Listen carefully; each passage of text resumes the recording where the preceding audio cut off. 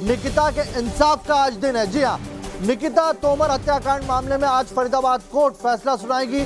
आज तौसीफ और रेहान जो दोषी हैं उनके खिलाफ सजा का ऐलान किया जाएगा। दोनों पर आरोप पहले ही साबित हो गए और अब बहस पूरी होने के बाद आज सजा का ऐलान किया जाएगा।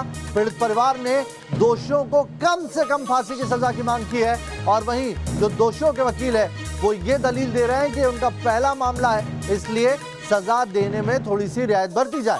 अब देखना यह होगा 3:30 बजे कोर्ट क्या फैसला सुनाता है और क्या पीड़ित पक्ष जो फांसी की मांग कर रहा है उनकी मांग पूरी होती है या नहीं। आपको बता दें कि पूरे देश से निकिता तोमर को इस मामले में समर्थन मिला और निकिता तोमर के परिवार के साथ इस वक्त देश खड़ा है और सभी एक आवाज में इन्हें फांसी दिए जाने की मांग कर रहे हैं। रुमान से पहले अपडेट ले लेते हैं। रुमान इस वक्त फरीदाबाद में मौजूद है। रुमान कोर्ट में मौजूद है। रुमान 3:30 बजे जानकारी निकल के आ रही है जब इस पर फैसला सुनाया जाना है।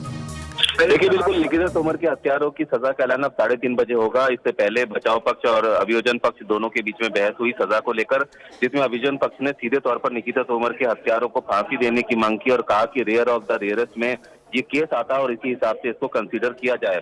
लेकिन बचाव पक्ष का कहना था कि आरोपी की उम्र कम है और वो मेडिकल स्टूडेंट भी है, उसका कोई पुराना आपराधिक रिकॉर्ड भी नहीं है, इसलिए तमाम चीजों को भी सजा देने से पहले इस पर भी गौर किया जाए। अब सीधे तौर पर अदालत के विवेक पर निर्भर है कि 3:30 बजे निकिता तोमर के हत्यारों को अदालत किस सजा का ऐलान करती है।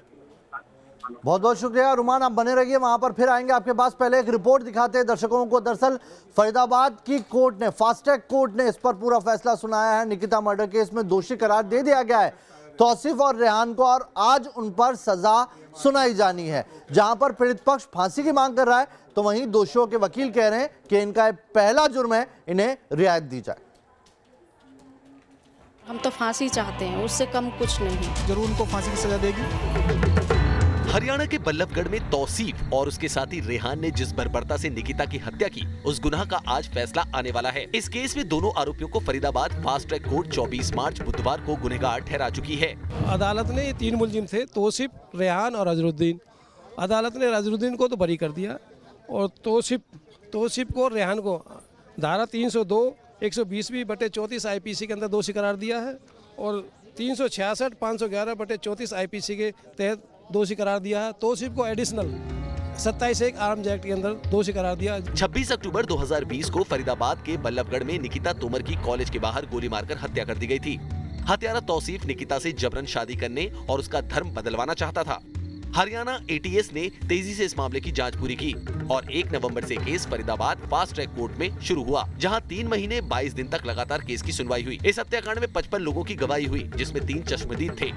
तौसीफ और रेहान के गुनाह का सबसे बड़ा सबूत रहा वारदात का CCTV फुटेज, जिसमें आरोपी तौसीफ निकिता से झगड़ा करता हुआ और उसके बाद गोली मारता हुआ दिखाई दिया। कॉलेज के बाहर निकिता की हत्या, निकिता पर जबरन शादी का दबाव बना रहा था तौसीफ। हरियाणा ATS ने तेजी से मामले की जांच पूरी की। 1 अक्टूबर को इस मामले का ट्रायल फास्ट ट्रैक कोर्ट में चला। 3 महीने 22 दिन तक लगातार केस की सुनवाई हुई। इस मामले में 55 गवाह पेश किए गए थे। इस मामले में 3 चश्मदीद गवाह भी थे। CCTV फुटेज भी मौजूद था। तौसीफ के गुनाह की तस्वीरें पूरे देश ने देखी और हर कोई इस गुनाह के लिए ऐसी कड़ी सजा चाहता है ताकि आगे से कोई ऐसी हिम्मत ना कर सके। लोग चाहते हैं कि निकिता के हत्यारों को फांसी से कम की सजा न दी जाए। निकिता को इंसाफ दिलाने के लिए लड़ रहे उसके माता पिता भी आरोपियों के लिए फांसी की सजा की मांग कर रहे हैं। मैं न्याय प्रक्रिया पर पूरा भरोसा है और आगे वो जो अभी हमें उम्मीद है कि, और हम तो फांसी चाहते हैं, उससे कम कुछ नहीं, उससे कम तो चाहते ही नहीं है बिल्कुल भी। और जो भी हमें करना पड़ेगा, हम निकिता को न्याय दिलाने के लिए वो सब करेंगे आखिरी सांस तक। कोर्ट ने दोषी करार दिया है उनको और सभी धाराओं में दोषी करार दिया है, तो उम्मीद तो जागी है, जरूर उनको फांसी की सजा देगी। तौसीफ को फांसी से बचाने के लिए इसे उसका पहला गुनाह बताया जा रहा है, लेकिन 2018 में भी तौसीफ ने निकिता को अगवा करने की कोशिश की थी। उस वक्त तौसीफ की माफी पर भरोसा करना निकिता के परिजनों को भारी पड़ गया। इसे देखते हुए सबको उम्मीद है कि कोर्ट आरोपियों के साथ कोई रियायत नहीं करेगा। Team news nation. तो चलिए इस खबर पर बात करने के लिए हमारे साथ वाजिद अली जुड़े हैं। वाजिद अली के साथ निकिता का परिवार है। वाजिद, परिवार को कितनी उम्मीद है वो फांसी की जो मांग कर रहे हैं वो पूरी होगी आज? देखिए, बिल्कुल बताना चाहूँगा, मैं इस वक्त निकिता के परिवार के साथ ही हूँ। उनकी माताजी जो हैं वो मेरे साथ हैं, विजयवती जी। इनसे ही बातचीत करते हैं। ये बताइए मैडम के जिस तरह से पूरी प्रोसीडिंग जो है कोर्ट की हो चुकी है, दोषी ठहराए गए हैं दोनों आरोपी जो हैं, आज सज़ा होनी है, क्या उम्मीद करती हैं आप और किस तरह से भरोसा करती हैं कोर्ट के ऊपर? नहीं, पूरी उम्मीद है और कोर्ट के ऊपर भरोसा भी है। जैसे सारे केस को देखा गया है, इतनी जल्दी सब कुछ हुआ है। फिर शासन पर भी पूरा भरोसा और कोर्ट पर भी पूरा भरोसा है। फांसी की सज़ा पक्का मिलेगी और उससे कम हमें मंजूर भी नहीं है। फांसी की सज़ा उनको होनी चाहिए। अगर ऐसा नहीं होगा तो फिर कोई भी आकर कभी भी किसी को भी मार देगा तो आगे मैं तो यही कहती हूँ कि मेरी बेटी तो चली गई, मैं तो और बेटियों के लिए लड़ाई लड़ रही हूँ, तो और दोबारा ऐसा ना हो और कोई निकिता ना जाए और मेरे जैसे और कोई मार ना रोए फिर। इसीलिए फांसी की सज़ा जरूरी है इनके लिए। वाजिद, समाज में ऐसे लोगों को रहने का कोई वाजिद पूछे निकिता की मां से कि जो दोषियों के वकील है वो ये दलील दे रहे हैं कि दोषियों का ये पहला गुनाह है और इसलिए रियायत दी जाए। मैं आपसे ये जानना चाहता हूं कि जिस तरह से जो आरोपियों के दोषियों के जो वकील हैं वो साफ तौर पे यही कह रहे हैं कि इनका ये पहला गुनाह है, तो इन्हें जो है सज़ा के अंदर रियायत मिलनी चाहिए, तो क्या आप इस बात से सहमत हैं या फिर नहीं? नहीं, इस बात से बिल्कुल भी मैं सहमत नहीं हूँ, क्योंकि पहला गुनाह नहीं है। पहला गुनाह तो 2018 में कर चुके हैं, दूसरा है ये, और इससे ज़्यादा क्या होगा। पहला नहीं है, दूसरा है, तो इस बात से बिल्कुल सहमत नहीं है। उम्र कैद का बिल्कुल नहीं, इनकी सज़ा बिल्कुल फांसी है और कोई हो नहीं सकती। अगर जिस तरह से उन्होंने अपनी दलीलें दी हैं दोषियों के वकीलों ने, निकिता याद आ रही होगी क्योंकि आज इंसाफ निकिता को मिलेगा। किस तरह की लड़की थी निकिता, उसके बारे में बताएं, क्योंकि अभी तक उस तस्वीर का जिक्र होता है और उसमें वो तौसीफ की बात होती है, रेहान की बात होती है। आज निकिता की बात करना चाहते हैं हम। निकिता किस तरह की लड़की थी, पूछिए उनकी माताजी से।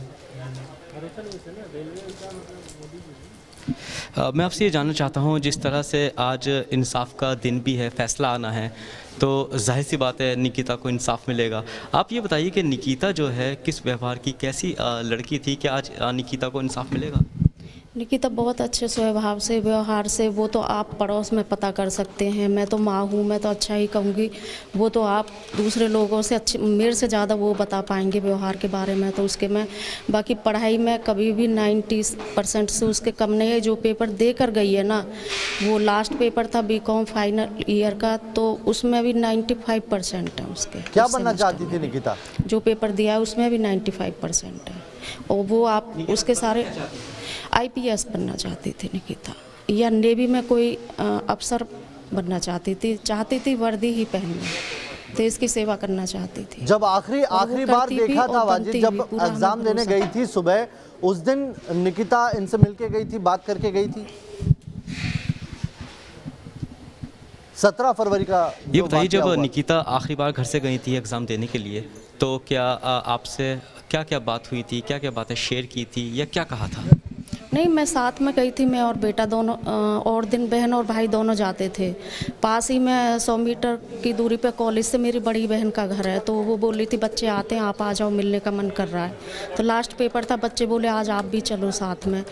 तो हम 1 बजे तीनों यहाँ से साथ निकले थे और 1:30 बजे हमने निकिता को कॉलेज पे छोड़ा है उसकी सहेलियों के साथ में, और वहीं 100 मीटर की दूरी पे ही हम सिस्टर के घर ही बैठे हुए थे। और पेपर होने के बाद तुरंत निकिता का फ़ोन आया मेरे फ़ोन पर कि मम्मी आ जाओ, पेपर हो गया। हमने कहा बेटा ठीक है, गेट पे आओ, और हम आ रहे हैं। और 2 मिनट का भी रास्ता नहीं था, गाड़ी से थे हम,